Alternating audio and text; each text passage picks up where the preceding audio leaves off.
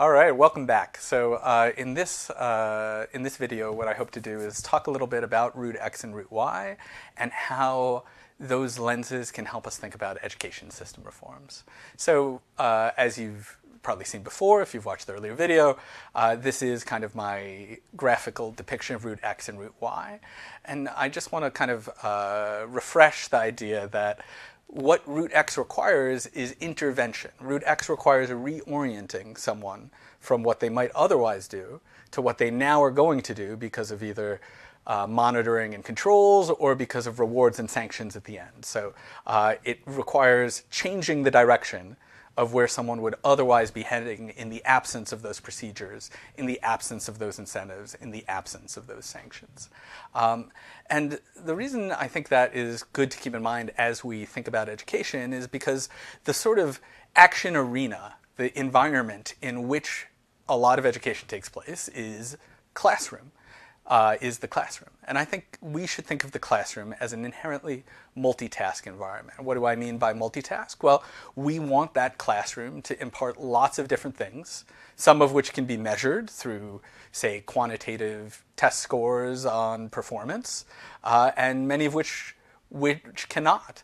We want our children, or at least I want my child, I can say with confidence, to learn to play well with others, to learn to think on their own, to learn to ask questions and be excited about learning, to learn much more, to learn social skills, to learn much more than simply the sort of content which can be easily, not so easily, but which can at least sometimes be measured and assessed. And, you know, that learning can be measured, but it rarely, and it is the rare environment which it can be measured frequently and accurately. And it rarely, even where it can be measured, can be given clear attribution, for example, to a teacher, to effectively use as a process control. Over time, we might be able to tell good teachers from bad, and that's kind of the teacher value-added model. But in the case of a specific classroom, in a specific year, at scale, it is going to be very hard to use those measurement systems as a form of control. It's hard to see outcomes reliably and accurately enough and attributably enough, that is, attribution being who did the thing, who's responsible, right? To be able to hold teachers, much less district administrators or a broader education system to any kind of standard.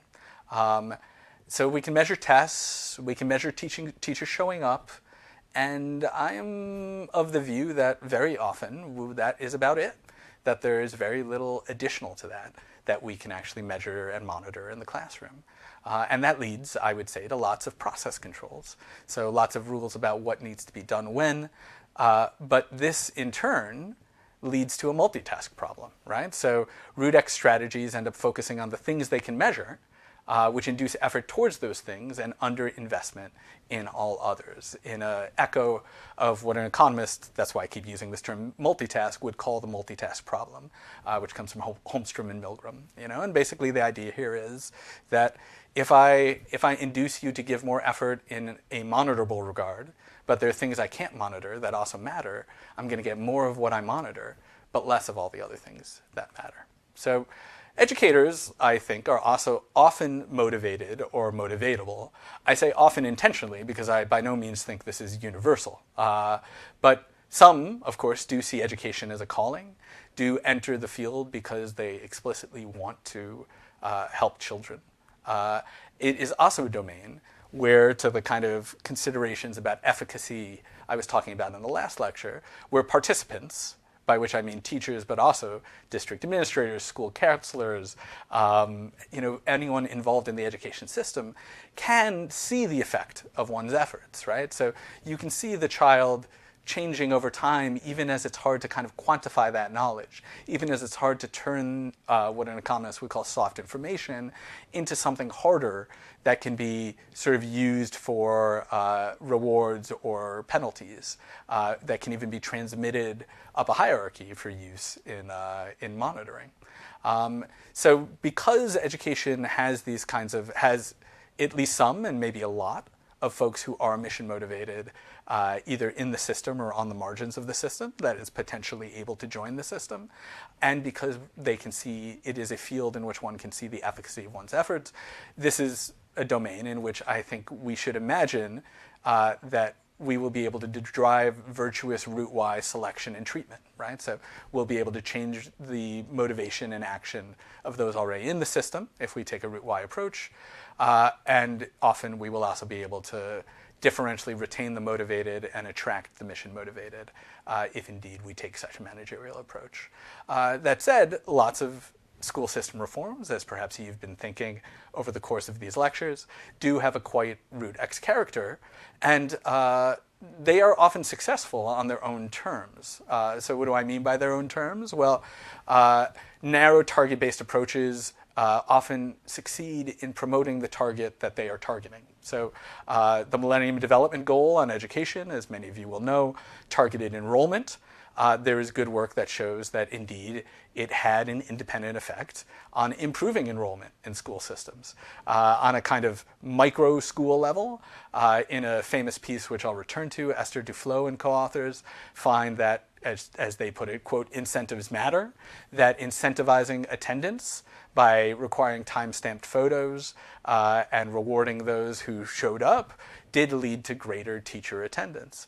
But in the MDG case, the paper itself teaches us that it did so with distortions. And in general, we should be worried about this kind of multitask problem, that when we're getting more of what we targeted, we may get less of other things in the classroom. So other X approaches that seem to have shown results include lesson scripting, writing out scripts for teachers.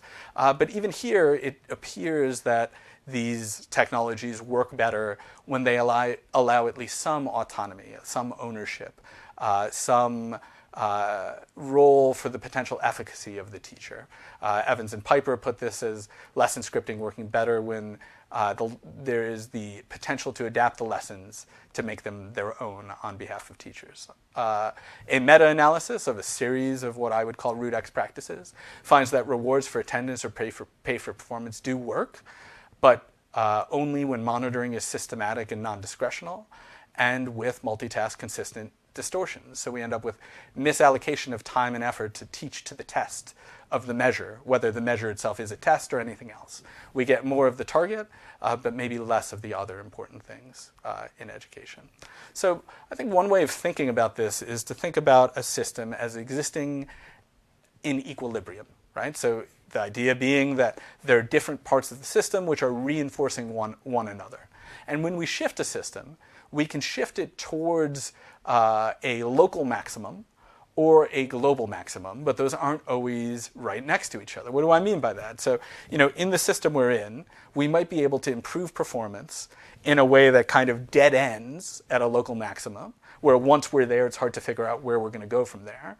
Or we can try to improve performance in a way that then, once performance is improved, leaves future directions for further performance gains, right? So do we run out of road with this kind of theory of change, or are there other ways to build?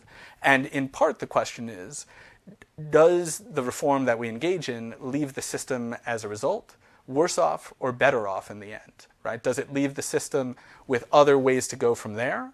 Or does it leave the system in a kind of dead end? The idea being that it's not simply the case that all good things can go together, and we can always layer on top of the last set of reforms, the next set of reforms. So here's an example of what I mean, going back to that Duflo paper. So that Duflo work on incentives work ties, as I say, pay to timestamp photos, and it is effective in decreasing absenteeism and in increasing performance a small but not unimportant amount, right? It moves performance about 0.2, a little less than 0.2 standard deviations. That's what SD means here. Or from, on a kind of normal distribution, about the 50th to about the 57th percentile is how we might want to think about this. But, once we've incentivized the teachers to show up, we can't make them show up again, right? We can't get more benefit from kind of intensifying the treatment, because once you've shown up, you can't, that is showing up. You are present. And obviously being present means more gets taught than if you're absent. But you have now induced into the school teachers who would rather not be there, who all else equal would rather have not have not actually been in attendance, and thus, you've intervened in that root X way. You've intervened to force someone to do something that they would not otherwise do. But now you've got people who there's good reason to think are only going to respond to being forced. And the question is, what are we going to be able to force them to do next? What's the road from there? In addition, per the kind of theory and empirics discussed in the first video, we might imagine that a system could lose some of the most mission-driven teachers over time if it adapted these kinds of controls, right? That some teachers are going to say, look, I'm here for the kids. I don't want to take a picture of myself every day and feel as untrusted as I do by the school system, which needs to prove I show up by me transmitting this photo every day. And we might lose some of those folks over time, leaving the system with more, or I should perhaps say less, mission-motivated teachers, more individuals who are not mission-motivated or are not kind of tractable to being mission-motivated. So we may end up in a kind of dead end where all we can do is layer root X on more root X, but we're going to eventually, I'm arguing, run out of room, simply because the nature of education is such that we can't monitor and measure and observe and incentivize and sanction well enough to get to the results we want otherwise. So Lant Pritchett and I have a paper where we think about conceptions of accountability in education. And we contrast what we call accounting-based accountability with account-based accountability. The notion of accounting-based accountability is the kind of accounting, it's the kind of accountability that an accountant thinks about. Kind of numbers, metrics, things that can be observed and quantified. Whereas to give account is to give justification. Account-based accountability can involve narrative, it can involve observation, it can involve conversation. It can involve forms of accountability which are not reducible to sort of thin descriptions of the world through numbers, targets, controls met, that can be transmitted up a hierarchy to a kind of pinnacle principle. We know accounting-based accountability systems, we know root Y reforms can get better performance on what can be observed. For example, teachers are showing up, and even in some contexts, test scores or pay for performance, right, can lead to improvements in what is measured. The question is, can it lead to transformative change?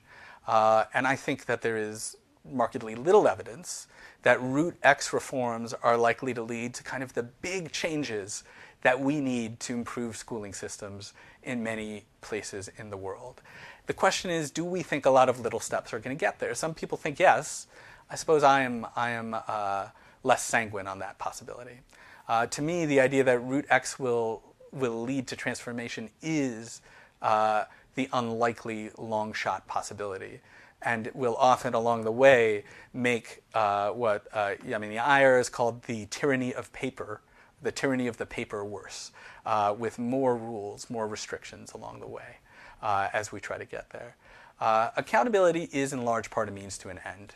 That end being, I'm going to posit performance, because ultimately it's about sort of improving welfare, maybe improving human capital, improving the lives and opportunities of students who enter the system.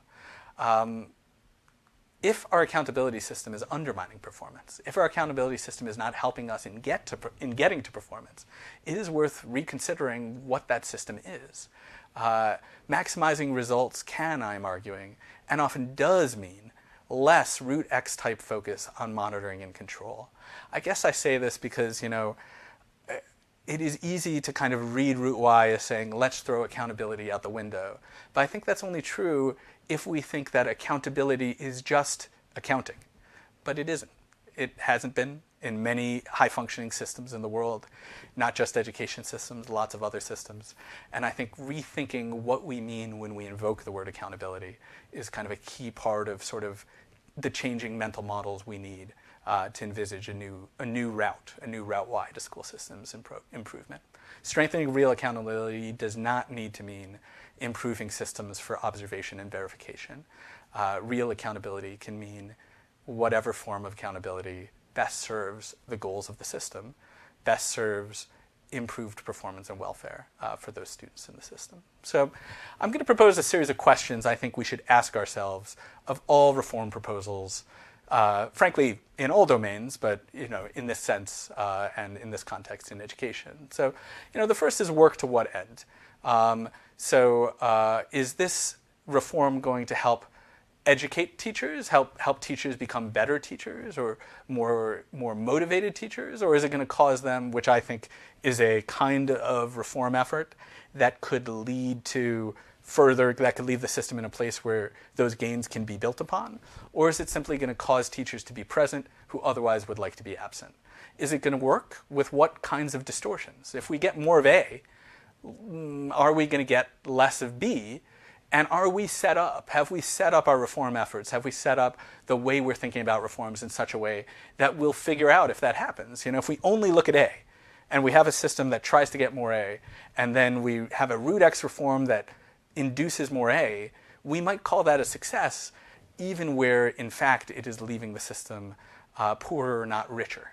So we need to think about how we're going to know if there are these distortions, these kinds of multitask problems in our reform effort. So work to what degree? Are we going to get not just an effect, but a big substantive effect rather than a small, well-measured one? Is that an issue with our reform? And is the reform success going to leave the system closer or further from the kind of broad systems changes we need? Are these first steps or are these dead ends? Where is the system left at the end?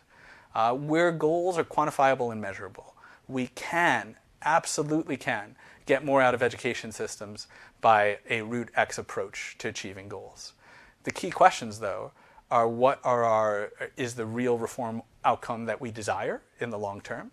And we're achieving our short-term reform goal, this project succeeding, this reform effort this intervention succeeding, where achieving that outcome leaves the system, and whether it leaves it closer or further away from a kind of global maximum. We may improve performance, but not be on the way to achieving those global maxes. So there are root Y ways forward that I think we see in education systems.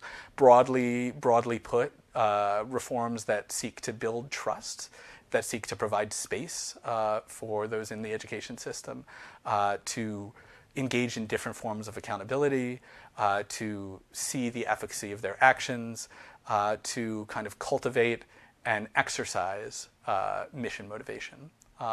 So on the selection margin, there's some work that shows that Brazilian teachers who are given more autonomy get better outcomes simply through, or largely through, the selection margin. That is to say, teachers given more autonomy reduce teacher turnover. That reduces teacher turnover by 20 percentage points annually, and thus better student outcomes are achieved simply because the teachers are more experienced. I would say the teachers may also be differentially mission motivated.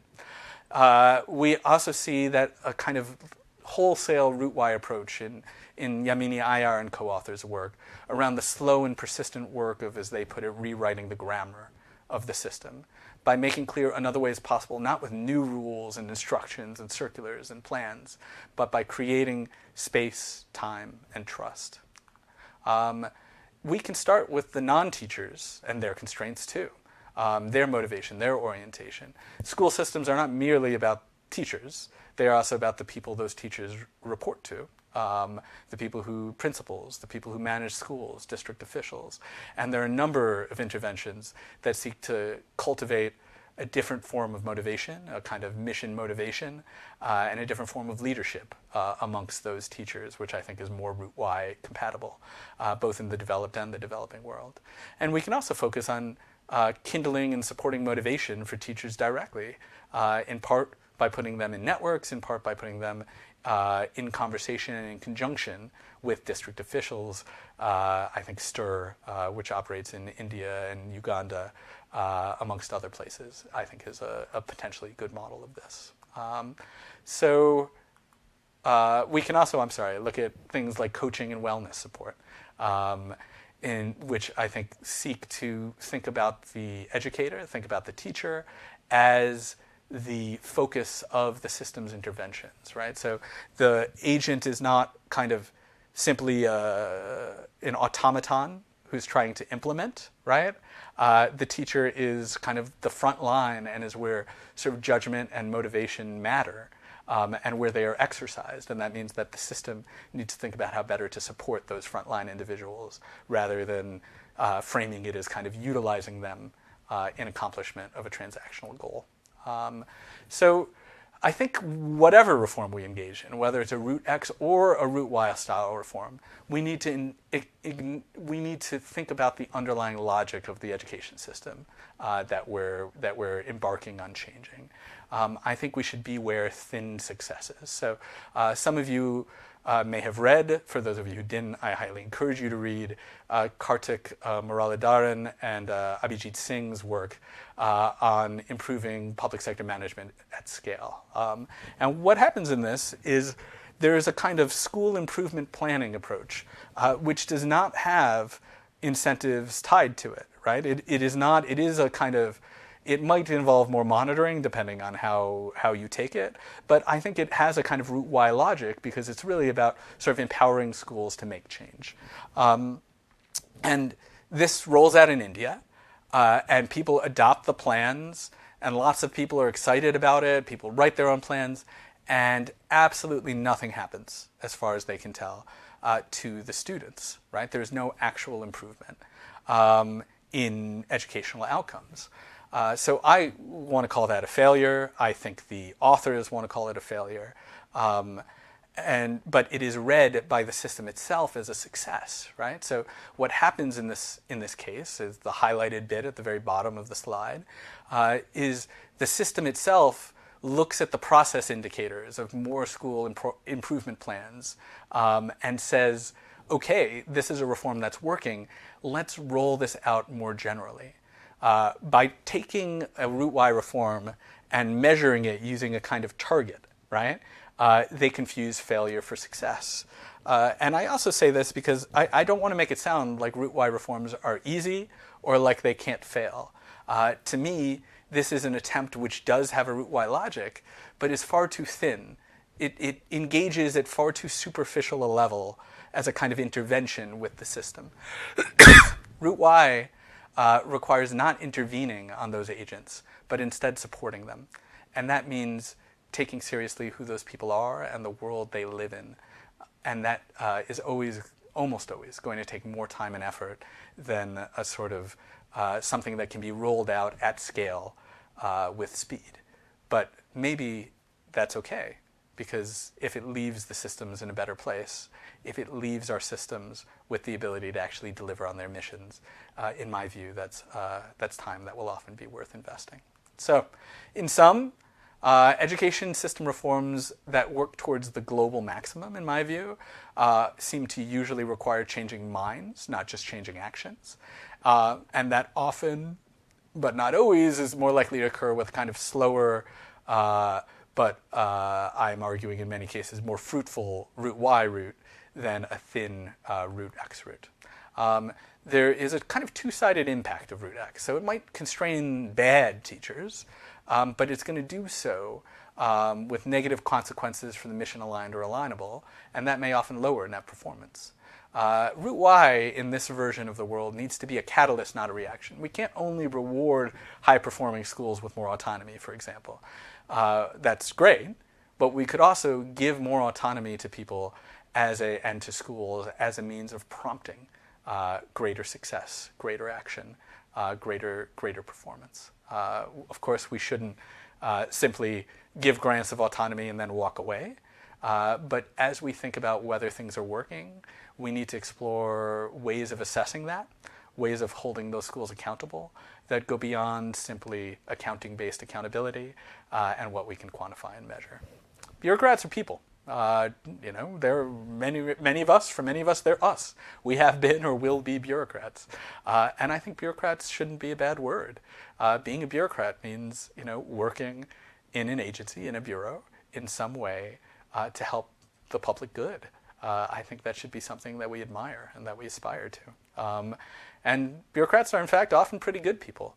And by bureaucrats, I mean not just administrators and district officers, but also frontline bureaucrats, like teachers or nurses beyond the education system.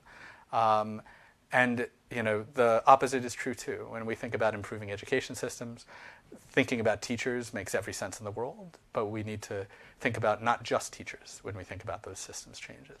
So in sum, my pitch here is that we might want to think about building more Root Y into our education reform plans. Encouraging Root Y isn't going to be easy, but I think it will often lead to better performance. That kind of process of incorporation should start with a careful analysis of where our system is, what its constraints are, what its opportunities are.